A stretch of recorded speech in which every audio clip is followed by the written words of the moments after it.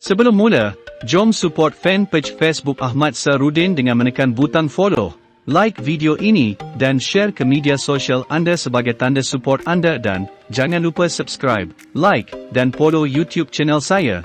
Let's start the video. Kawalan maklumat serta maklumat yang salah adalah salah satu alat yang paling berkuasa di loji Illuminati. Cara terbaik untuk melakukan ini, seperti yang mereka temui ratusan tahun yang lalu, adalah dengan memiliki sumber media arus perdana. Televisyen, akhbar, penerbit majalah, rangkaian radio, dan studio filem sebahagian besarnya dimiliki dan dikawal oleh cawangan Illuminati. Dasar editorial diwujudkan dan penerbit dan editor diletakkan untuk bertindak sebagai penjaga pintu untuk menghalang sebarang maklumat yang tidak diingini daripada disampaikan kepada orang ramai. Walaupun tidak 100% berkesan, mereka telah membuktikan keupayaan mereka untuk meminimumkan jumlah berita daripada menjadikannya dicetak atau di gelombang udara yang akan merugikan matlamat dan operasi Illuminati. Selain daripada bertindak sebagai penjaga pintu, individu ini juga menerima maklumat daripada pengendali mereka tentang cerita yang harus dihasilkan dan sudut mana yang sepatutnya mereka ada. Jika isu atau orang tertentu perlu dibentangkan dalam cahaya yang baik, maka inilah yang akan berlaku. Pada tahun 2008, bekas setiausaha akhbar White House Scott McClellan melaporkan di CNN bahawa White House memberikan pandangan tetap kepada beberapa hos di saluran berita Fox. Dokumentari 2004 Ufohead, Perang Kewartawanan Rupert Murdoch memperincikan bagaimana Fox News digunakan sebagai bahan mulut dan anjing penyerang untuk pentadbiran Bush. Memo yang dibocorkan menunjukkan bahawa pesanan datang daripada eksekutif atasan Fox tentang cerita mana yang hendak dijalankan dan perkara yang perlu difokuskan supaya siaran sesuai dengan agenda yang ditetapkan dan tidak adil dan seimbang seperti yang didakwa Fox News. Operasi Mockingbird ialah program yang CIA dan cabang kerajaan lain laksanakan pada tahun 1950 untuk mengawal media arus perdana di Amerika serta media di negara asing. Melalui perbicaraan Kongres, ia mendedahkan bahawa ratusan juta dolar telah dibayar kepada wartawan dan bahawa editor dalam gerak hati media utama juga dalam senarai gaji yang sering membunuh cerita tertentu daripada dicetak atau disiarkan. Ini sepatutnya tidak mengejutkan. Melihat kembali tulisan asal pengasas Bavarian Illuminati, Adam Weishaupt, seseorang dapat melihat bahawa pada akhir 1700 dia memahami kuasa dalam mengawal maklumat. Weishaupt menulis, dengan menubuhkan masyarakat membaca dan perpustakaan langganan dan mengambil ini di bawah arahan kami dan membekalkannya melalui kerja kami boleh mengubah fikiran orang ramai ke arah yang kami kehendaki.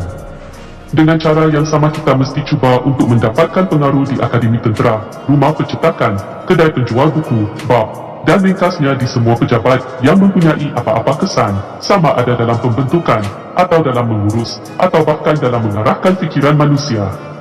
Ahli-ahli Illuminati juga memahami betapa kuatnya akhbar mengawal untuk memburuk-burukkan musuh mereka. Satu surat yang terdapat dalam tulisan asal Illuminati berbunyi, kami mendapat semua jurnal sastra. Kami berhati-hati dengan potongan-potongan artikel yang tepat pada masanya untuk membuat warga negara dan putera-putera lebih diperhatikan untuk beberapa kesilapan kecil. Ia bukan sahaja mencetak dan menyiarkan berita yang mereka kawal. Perniagaan hiburan telah menyusup sepenuhnya dan kini dikuasai oleh pengendali Illuminati. Apabila seseorang melihat bagaimana hanya satu generasi rancangan televisyen yang bertajuk I Love Lucy yang menunjukkan suami dan isteri tidur di dua katil kembar yang berasingan kerana rangkaian tidak membenarkan pasangan ditayangkan di atas katil bersama, kepada Desperate Housewives and Nip Tuck bersempadan dengan pornografi lembut, jelas kemerosotan pesat dalam kualiti moral pengaturcaraan telah berlaku.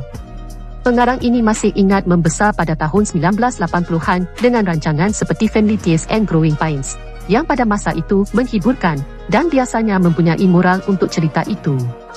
Pertunjukan sebegitu kini hampir tidak wujud dan telah digantikan dengan kekotoran yang kini menjadi perkara biasa. Walaupun ramai orang jahil mendakwa bahawa televisyen tidak menjejaskan tingkah laku seseorang individu, namun kesan sosial dan budaya daripada perubahan tersebut adalah jelas ketara. Maksiat seksual, keganasan dan tingkah laku tidak hormat serta merosakkan disambut dan digalakkan oleh rancangan televisyen dan pemuzik paling popular hari ini. Golongan elit Illuminati tahu mereka boleh mengubah iklim moral masyarakat dengan memberi gambaran bahawa wanita tidak perlu mengikut corak asas tingkah laku yang diharapkan daripada mereka. Mishaub menulis, Tidak ada cara untuk mempengaruhi lelaki dengan begitu kuat seperti melalui wanita. Oleh itu, ini harus menjadi kajian utama kami. Kita harus menindih diri kita dengan pandangan baik mereka, memberi mereka petunjuk pembebasan daripada kezaliman pendapat umum, dan membelah diri mereka sendiri. Ia akan menjadi kelegaan yang besar kepada fikiran mereka yang diperhambakan untuk dibebaskan daripada satu ikatan pengekangan, dan ia akan memecat mereka lebih banyak dan menyebabkan mereka bekerja untuk kita dengan semangat tanpa mengetahui bahawa mereka melakukannya. Kerana mereka hanya akan memanjakan keinginan mereka sendiri untuk kekaguman peribadi. dengan kebanyakan orang mengetahui lebih banyak tentang selebriti yang baru-baru ini hamil atau terlibat dengan undang-undang daripada yang mereka tahu tentang apa yang berlaku dalam politik negara atau komuniti mereka. Illuminati dengan mudah terus berkembang maju dengan sedikit tentangan. Bukan kebetulan bahawa isu remeh dan gosip selebriti menjadi berita popular di media, dan majoriti orang ramai tidak menyedari realiti. Mereka terpukau dengan media arus perdana dan tidak prihatin dan sering tidak menyedari kejahilan mereka sendiri.